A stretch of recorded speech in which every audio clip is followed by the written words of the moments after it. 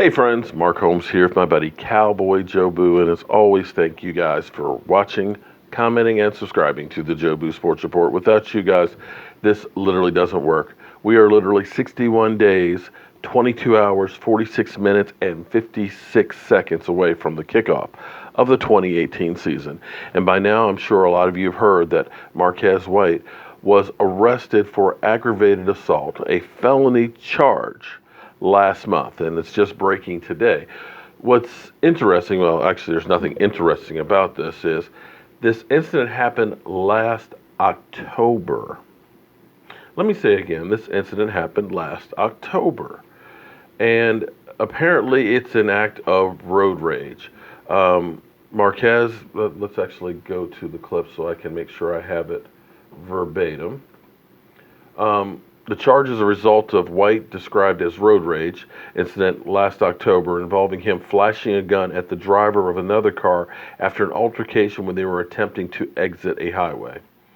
I eventually made my way in front of him and proceeded to ride very close and aggressively on my tail, White said in a statement providing the Dallas Dolan Eagle. I hit the brakes to get him off of me, and then I could see him becoming very angry in my rearview mirror. He then sped up again, and I hit my brakes again, and after this time, he pulled over to the driver's side and still driving and proceeded to yell racial slurs such as the N-word while also threatening to kill me.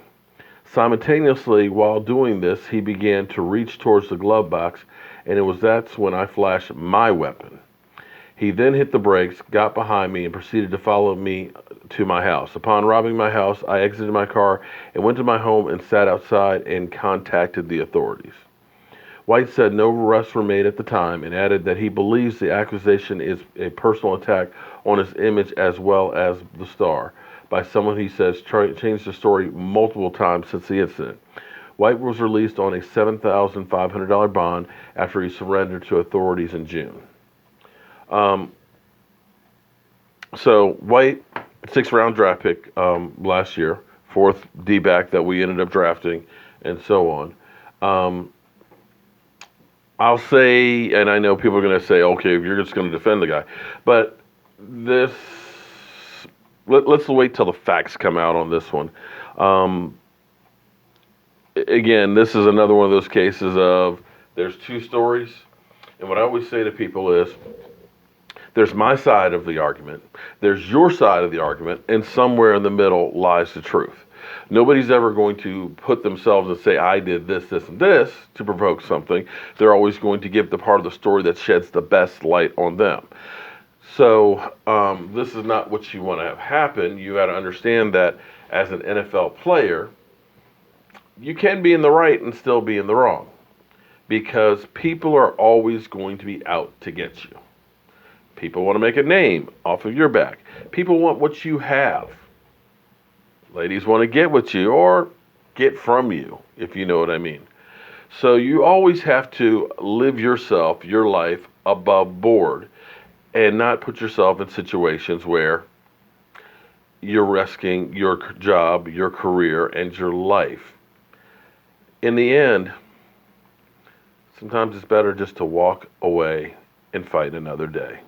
We'll see what happens on this one. I'm sure the NFL will do their due diligence because it is a Dallas Cowboy player and do a complete investigation. And, of course, if there's suspensions that can be doled out, I'm sure that they probably will. We'll see what the Cowboys have to say on this one, and we'll have more about this tonight on our live stream at 9 o'clock Eastern. Not what you want to hear, but at least this was not something that happened like yesterday. We're talking about something that happened 9-10 months ago. I'm Mark Holmes, hating to bring you guys bad news on the Dallas Cowboys.